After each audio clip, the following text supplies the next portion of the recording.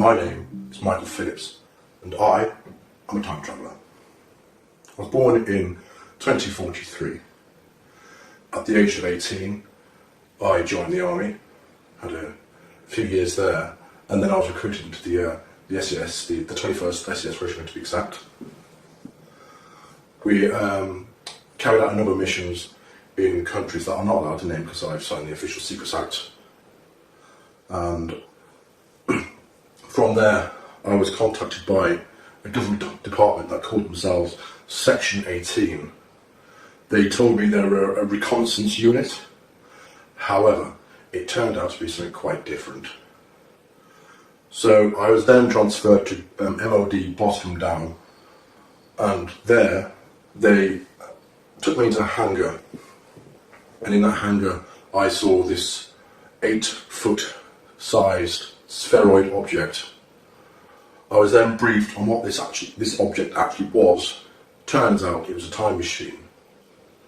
This time machine, it uses two micro singularities, one at the top and one at the bottom, to power the craft into it creates a gravimetric distortion, and distortion then tears a hole in time-space. What you'd consider as UFOs are actually time-space craft. They have the ability to travel in space and also time. Many UFOs that you do see in the skies are in fact time travellers. My time at Boscombe Down, I embarked on a number of missions. The first was to the year 2138, which was very interesting because it was not at all like I know the Earth to be now. In fact, it was rather polluted, and people were quite tribal, and it wasn't a pleasant place to be. Anyway, a little bit more about my time, 2075. All in all, it's not bad. There were a number of Earth changes which I do want to warn you about, which did change the Earth. Global warming continued. The major governments of the world did nothing to change that at all. So this is kind of a plea to change your ways. Another time traveller from, I think it was 2038, he came back. His name was Titor. He came back to 2000, I do believe, and he thankfully stopped a civil war in America, which was supposed to kick off in 2008. However, he got involved with the American intelligence authorities and the time travel program there. And it was decided that America needed a single unifying event to bring the country together and to avert a civil war. And that event was 9/11.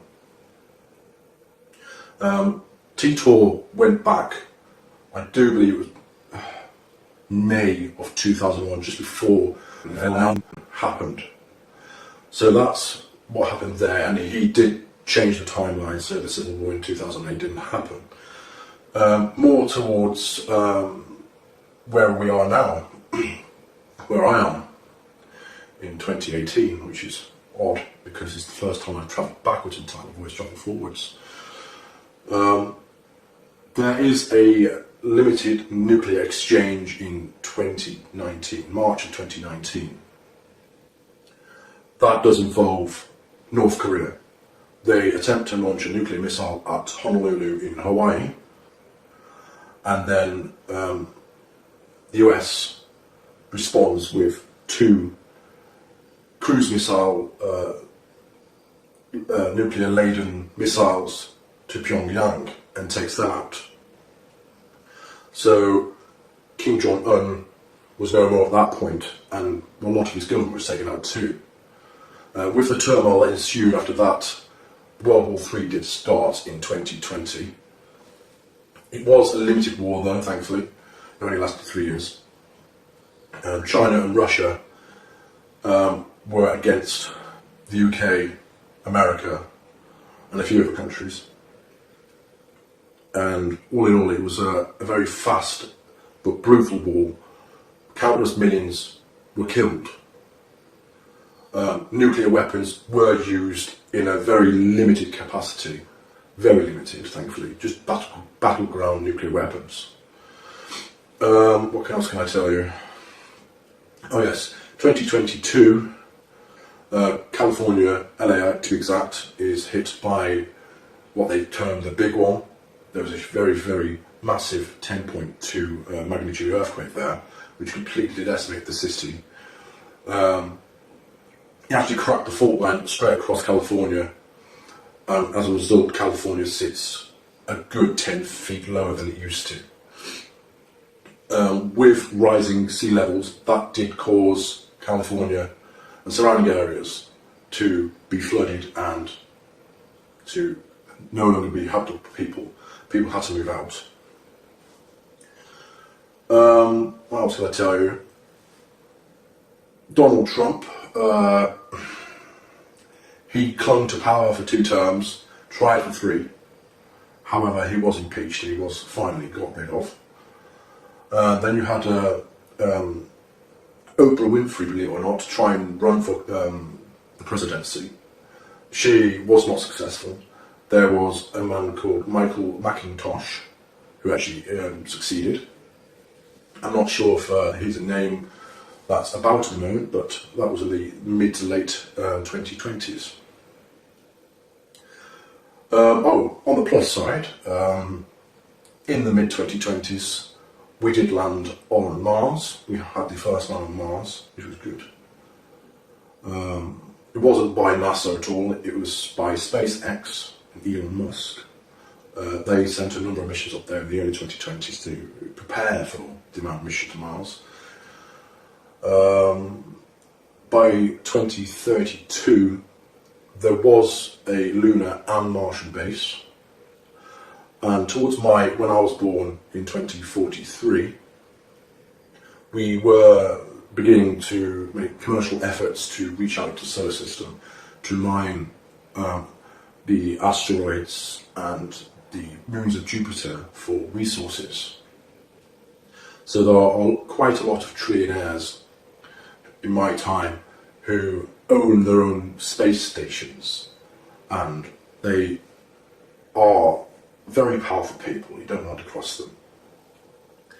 So a little bit more about the time travel project itself.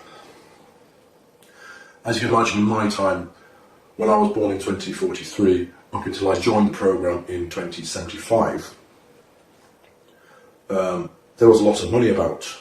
Trillions upon trillions upon trillions. I couldn't even guess how much money in the world or the solar system. So endeavours such as time travel were more and more possible. I have travelled numerous times in the future, and I'll tell you about one time now. I stepped into the craft, which is an 8-foot wide sphere.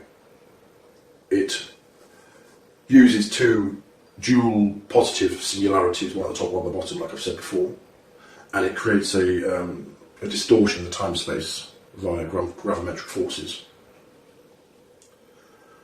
It is how can I say? It utilises the singularities and forces the energy inwards for the time travel aspect. If you want to travel in space, you create a gravimetric wave outside of the sphere itself, and you can ride on that wave and get to a location in space very, very quickly. In terms of one of the times I went forward in time, let me just try and pick up an interesting one. Yes, I went to the 2432, and the world, thankfully, was a lot different again, but it was different in a positive aspect. The atmosphere and pollution, that was all cleaned up, thank God. It was very nice actually, it was very green, there was lots of flowers everywhere. Everyone appeared to speak English. However, I'm not sure if that was them speaking English or they had some kind of implant where they could understand English or speak in their language and you understood their language or what. Buildings were exceptionally tall. They were just huge glass towers. There were numerous cars which were flying and travelling in what I assume were highways in the sky. People were friendly, they were open, they weren't afraid to come up to you and say, "Hi, who are you, where are you from?" I think they were quite used to having time travellers, because when I said I was from 2075, they didn't appear to be all that shocked. I certainly would have been shocked at the time if I would have known time travel was about.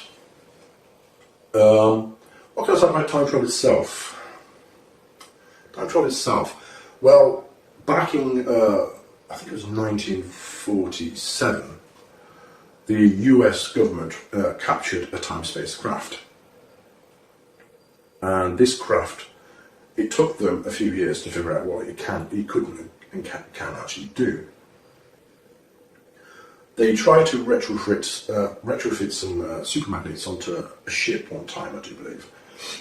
And unfortunately that did not go well. It did not travel in time. It travelled in space. It travelled approximately 30 or 40 kilometres down the coast. And when they did find this ship, this US Navy frigate, all the crew members were fused into the ship, and it wasn't a nice sight, so they hadn't quite perfected it back then.